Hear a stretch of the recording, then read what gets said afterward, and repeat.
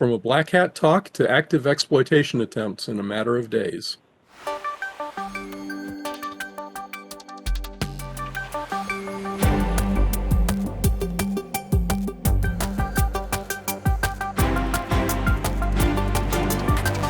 So, Jim, it doesn't take long after a major conference talk is released for the vulnerabilities mentioned in that talk to be seen in the wild.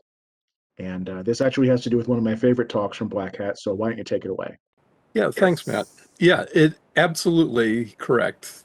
The Orange side did the talk at Black Hat last week, and by the weekend, we were already seeing active scanning for Microsoft Exchange, looking for in particular, the ProxyShell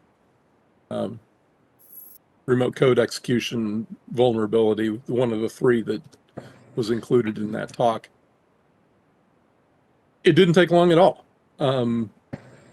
And fortunately, it turns out that kind of behind the scenes, Microsoft actually patched the vulnerabilities.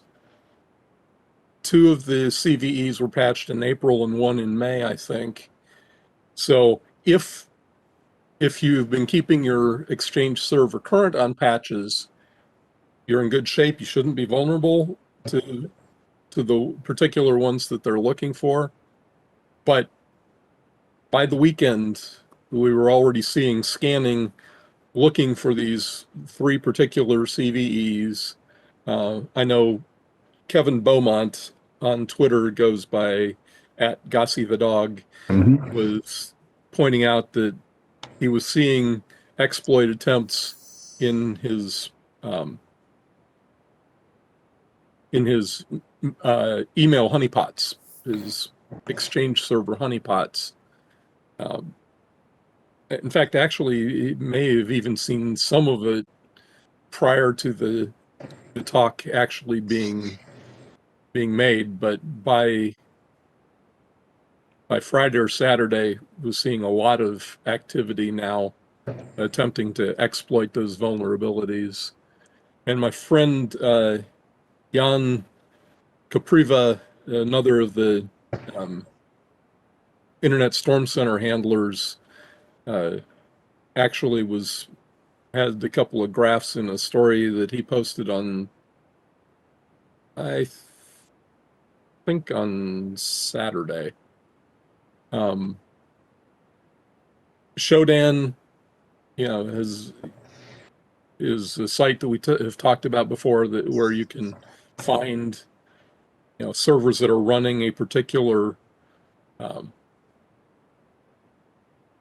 package on a particular port, particular service on a particular port, and there are the attackers have apparently been looking for Exchange servers so that they could target their scanning, looking for these three vulnerabilities. So yeah, it didn't take any time at all. If you have an Exchange server that is internet facing, hopefully you already patched with the April and May updates, because if not, you probably owned already, because they were scanning that quickly. This is the same series of exploits that in April, or at the PawnToOwn, that they got like 200 grand for. Is that right? That's the one. Okay, Yep, that's the one. They so yeah, some people, it was pretty clear that this info was coming, because they had already won the $200,000 at PawnToOwn, but now that they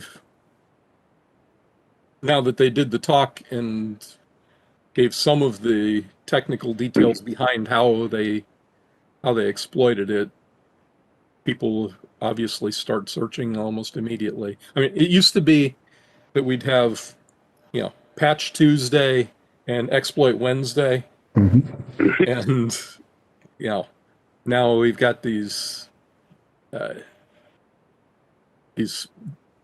CON Black Hat type talks the scanning and the attempted exploitation follows almost immediately.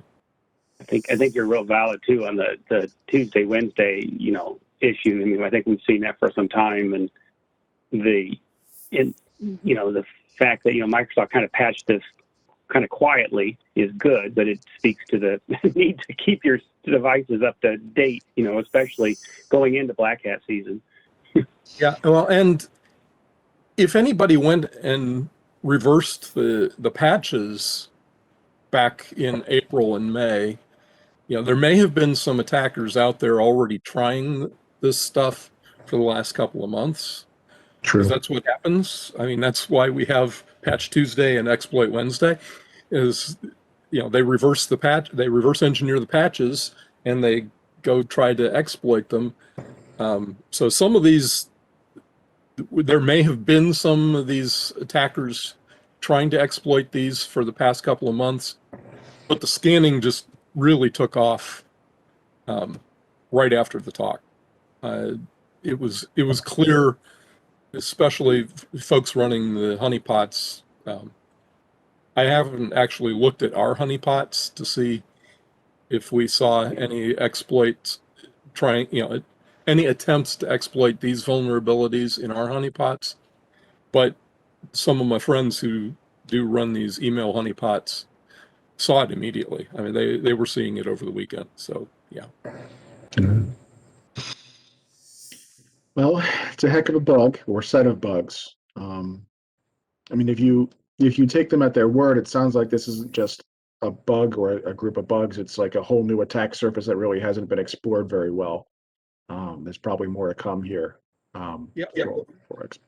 That was one of the interesting things. I have not, as I said, I haven't gone and watched the talk again. I caught part of it and I've read a couple of the blog posts. But it looks like this goes back to some re-architecting of the way Exchange works and splitting it into a front end and a back end piece for the authentication, and the interface between them is this whole new attack surface that is potentially opened up. And I think there are 2 blog posts already out of this that Orange Sci has done since the talk last week, and promising at least 3 more parts to this. So, this is you're absolutely right. This is only the beginning. There are, hopefully the rest of these vulnerabilities have been patched as well, but yeah. As I say, pretty much every time I'm on the show,